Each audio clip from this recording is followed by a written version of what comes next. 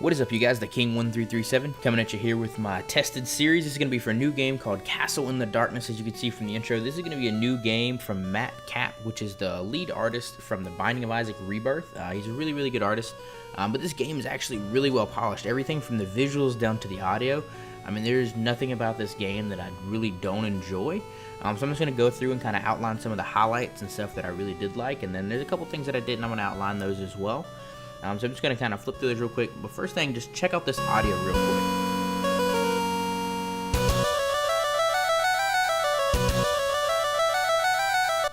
I mean, just from right there, I mean, you can see, like, no matter what in this game, like, you are never going to feel like it is not the best game you played from your childhood on a NES or Sega Genesis or any of that stuff right there. Quick death, I mean, all this stuff is just awesome. I mean, just everything about it. You can just see the art style here. It's a very unique art style. The monsters and whatnot you wind up fighting throughout the game are very different and challenging, and they all have kind of their own things. You kind of get a vibe where you can you want to speed run it because the movement is so fluid and everything just feels so natural. But then again, there's a lot of instances where you really need to take your time, and the game kind of tricks you in that aspect. Like, that was a save point right there. I just kind of flew past it without kind of any remorse because I thought I could take on this boss. Sometimes it pays off, sometimes it doesn't. It just all really depends on your playstyle. But like I said, it's just the game moves so fluidly and fast-paced. You just feel like you can take on the world and speed run it, but then a lot of times you just get that harsh reality check and it just puts you back in your place. This game is very difficult. A lot of people are probably going to be turned away because it is very difficult, and it is very, I guess, unforgiving is a really good way to put it. I really enjoy games like that. They're really challenging to me, but this is definitely a retro game, everything from the art style even to the difficulty, because it is a lot like the old Mega Man series and whatnot. It's just very punishing. There's the jump that I'd failed the first time. It's kind of going back through, and there's a lot of stuff that you actually can't do on your first playthroughs, which I think is really cool because it adds like a sort of like a desire to kind of go back and keep doing and keep playing more and keep trying to explore more. Because there's certain like things you can only get with certain items, so you have to go and get that item. Like, I'll show you guys here in a minute. You have to go and get an item, and then you have to come back to get something that you want. You can kind of farm stuff, which is what I kind of show a little bit right here. This is honestly the first level, just because I don't like to spoil too much into the story. But this part right here is to get enough gold to buy a weapon that you need to beat one of the first bosses.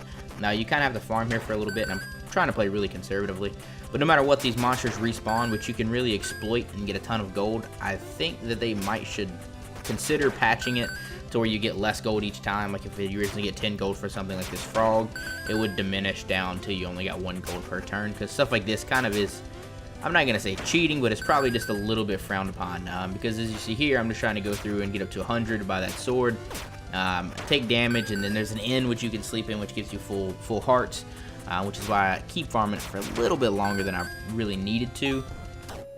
But all in all, it's really cool, and especially late game, there's a lot of times when you do really need to farm, just because there's certain items that you basically have to move on. There's all these little things like little shops, little secrets, and Easter eggs, and all these cool little things all tied into it. And it just stays really fluid. Like I said, it just flows very well. I don't ever feel like anything's ever out of place. Like, I mean, even the paintings on the back walls here, it all feels like it's in place. It all feels like it's meant to be there, and it all feels like it should be there. As you can see, the save point, you should always use those because they can't hurt. You get a new sword and you can equip it. You normally can only alter your items whenever you're at the shop and whatnot. But sometimes it will allow you to do it in other places just because you got a new weapon. This weapon gives you a little bit longer range, and there's a ton of weapons in the game. Once you get into late game, I just didn't want to spoil a whole lot for you. But you actually wind up getting into some crazy magic stuff where you can actually shoot things and do all kinds of cool stuff.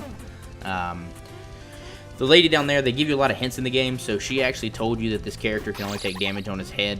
I died there, so I'm speeding up to the next time I got through it. But yeah, they give you a lot of hints. Like, someone earlier in the game had said that you have to have like Ares gauntlets to open up certain like cracked blocks and stuff like that.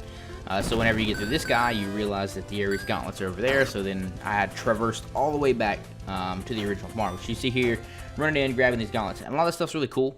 A lot of these cutscenes you can't skip, which at first I thought was really annoying, but then it really gave me a kind of a refresher to slow myself down and kind of go back and play a little bit more calm and conservatively, because like I said, a lot of times you'll feel like you're getting that fast-paced rhythm, and it'll just wind up biting you right in the rear, and it sucks. But monsters continue to respawn, and certain times I actually died here quite a few times after fighting that boss, just for the simple reason of I was one shot and these guys just sneak up on you. And there's a lot of stuff where you get very weak, and it's just, you're in such a disposition that like you really have to protect yourself and just play very, very smart, which sounds kind of odd considering how most games are now, but this game is really, really unforgiving. Like I said, I really enjoy that. It's a cool challenge. But progressing later on through the game, you actually get to see some really crazy stuff. I go through and I'm just kind of speed running this level again, like I said, and I'm going to show you guys the last little ball scene of kind of like, this is like the tutorial level. And then I'm going to show you guys a little bit of gameplay from post-game. I'm just going to kind of roll that with the outro so that you guys can kind of get a good vibe of like what to expect. But like I said, everything about this game I really, really enjoy. It is early access, so there are still some glitches in it, which is probably one of the very few negatives to the game. I wish there was ability to kind of see what you could work towards and try to get like items-wise. That's probably the only other thing that I would really like to see put into the game. But there's all kinds of mobs, from like people that shoot like that to just tons as you get later on into the game. But all in all, I really do enjoy it. But right now, like I said, it is early access, so there were times when it force closed on me. There were times when like my save files messed up. So there were some really weird instances like that. Like I said, it's an early access game. You have to take that with a grain of salt, because a lot of early access games are somewhat glitchy, and that's why they are early access. They're alphas. They're not even in a beta form to where people would normally be able to test them. But certain times they just want to kind of get the game out so they can allow users to test it and send them error reports. And if you do get the early access, you should always try to send error reports and whatnot. That really does help out the developers a ton. I really think this is a ripoff of Yoshi. They can deny it all they want, but it's freaking Yoshi with a weird little suplex. But it's just really cool because a lot of these bosses are very unique and different. And then as you level up and you get cooler stuff, you wind up getting abilities that help you more and hurt you more and do a whole bunch of cool stuff like that. There's going to be a little bit of post-game. But all in all, I hope you guys really did enjoy this video. You can see the game gets really, really crazy. But thank you guys for watching. If you have any questions, comments, concerns, just feel free to let me know down in the description below. Thank you guys for watching. As always, peace out, guys.